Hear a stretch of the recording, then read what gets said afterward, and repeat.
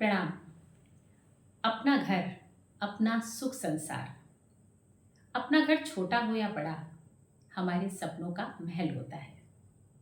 और बचपन से ही हम यह सुनते और महसूस करते आए हैं कि दुनिया की सारी तकलीफ़ें हम अपने घर में आकर के भूल जाते हैं। और हमारा अपना घर दुनिया के सारे दुख दर्द और समस्याओं को दूर करके हमें प्रसन्नचित्त रखता है। और ये आप सभी ने महसूस किया होगा। लेकिन बहुत से लोग इस दुनिया में ये भी मिलते हैं हमें, जो यह अवगत कराते हैं समय समय पर कि अपनी सारी जमा पूंजी को लगा करके हमने अपने जिस सपनों के महल के निर्माण का प्रयास किया, उसका कार्य कभी कभी तो बीच में ही व्यवधान आ जाने के कारण रुक गया। अथवा बहुत से लोग यह भी बताते हैं कि अपनी सारी जमा पूंजी को लगा करके हमने अपने जिस सपनों के महल का निर्माण किया, उसमें प्रवेश करने के उपरांत हमारे जीवन में लगातार विभिन्न प्रकार की समस्याएं, आर्थिक समस्याएं, शारीरिक समस्याएं, सामाजिक समस्याएं और मानसिक समस्याएं लगातार बनी हुई हैं। जी हाँ, होता है ऐसा। मैं ये बताना चाहूँगी कि हमारे घर के निर्माण में और उसके साथ साथ उसके विभिन्न प्रकार के जो पहलू हैं, उनको ध्यान नहीं देने पर हमारे घर में अनेक ऐसे वास्तु दोष होते हैं जिनके कारण से हम विभिन्न प्रकार की समस्याओं का सामना करते हैं, परंतु इन्हें दूर किया जा सकता है।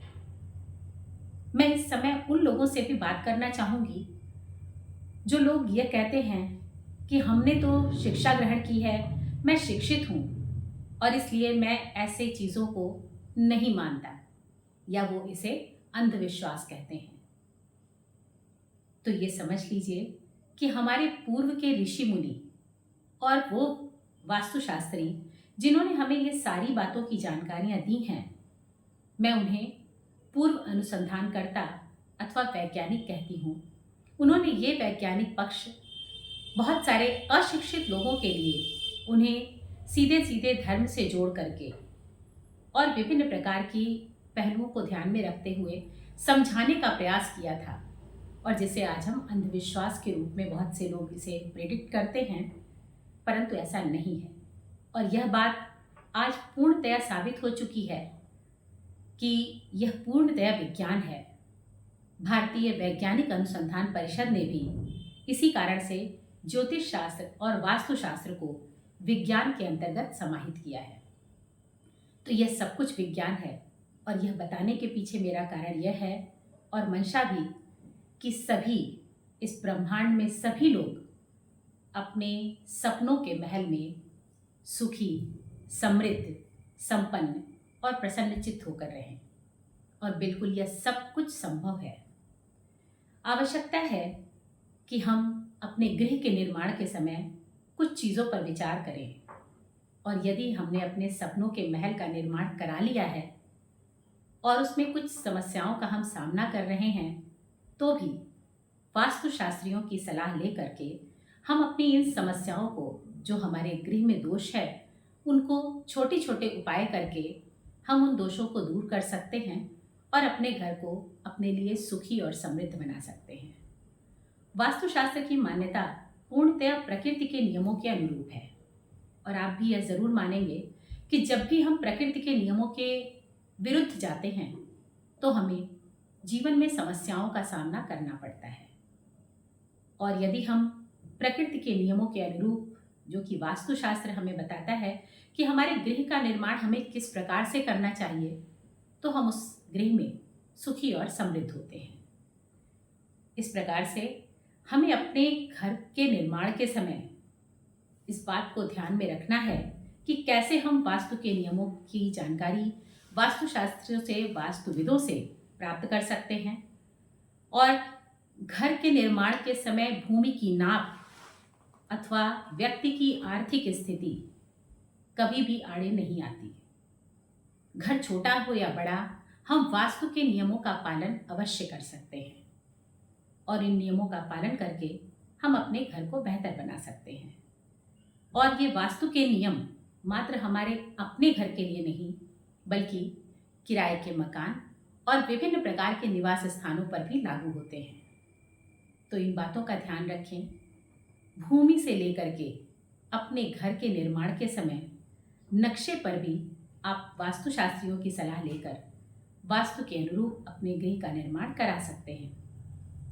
और बहुत सारी चीज़ें जो हमारे गृह निर्माण के उपरांत हमको सामने जानकारी मिल रही है, उसके लिए भी हम छोटे छोटे उपाय करके उन्हें दूर कर सकते हैं। बहुत से ऐसे माता पिता हैं जो अपने बच्चों की शिक्षा में आ रहे व्यवधान या अचानक आई हुई उनकी गिरावट को लेकर के परेशान होते हैं और अपने बच्चों पर लगातार इस बात का आरोप करते हैं कि तुमने ही पढ़ाई में ध्यान नहीं दिया, जबकि इसका कारण भी आपके घर के अंदर आपके वास्तु दोष हो सकते हैं। और ये जानकारी हमें करनी ही चाहिए।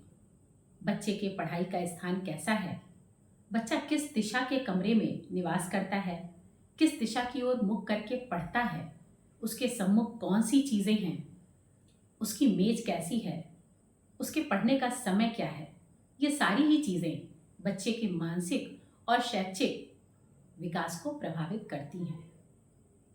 और इसी के साथ बहुत से वो लोग भी हैं जो अपने घर में लगातार स्वास्थ्य से संबंधित समस्याओं से परेशान हैं।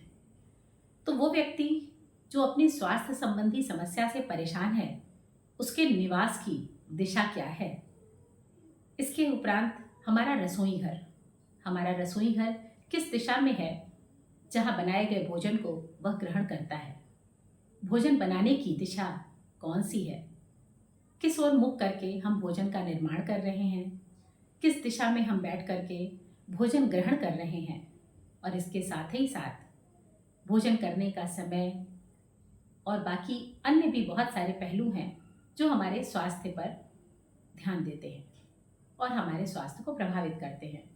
और ऐसी स्थिति में हम अपनी आय का बहुत सारा हिस्सा दवाइयों पर ही खर्च कर देते हैं और अपने छोटे से वास्तु दोष को दूर करने की तरफ ध्यान आकर्षित नहीं करते, जबकि इन सब के माध्यम से हम अपनी इन सारी समस्याओं को दूर कर सकते हैं और स्वयं को और ज़्यादा समृद्ध कर सकते हैं। तो इस प्रकार की और भी बहुत सारी जानकारी मैं आगे अपने वीडियोस के माध्यम से आप तक पहुंचाती रहूंगी। और इसके साथ साथ ये कहना चाहूँगी कि आप इस जानकारियों को प्राप्त करने के लिए वीडियो को लाइक करें, सब्सक्राइब करें और लोगों के साथ भी शेयर करें। और इसके साथ ही इस चैनल के डिस्क्रिप्शन में दिए गए व्हाट्सएप नंबर के माध्यम से आप अपनी व्यक्तिगत समस्याओं से संबंधित चर्चा भी कर सकते हैं और उस पर जानकारी प्राप्त कर सकते हैं। धन्यवाद।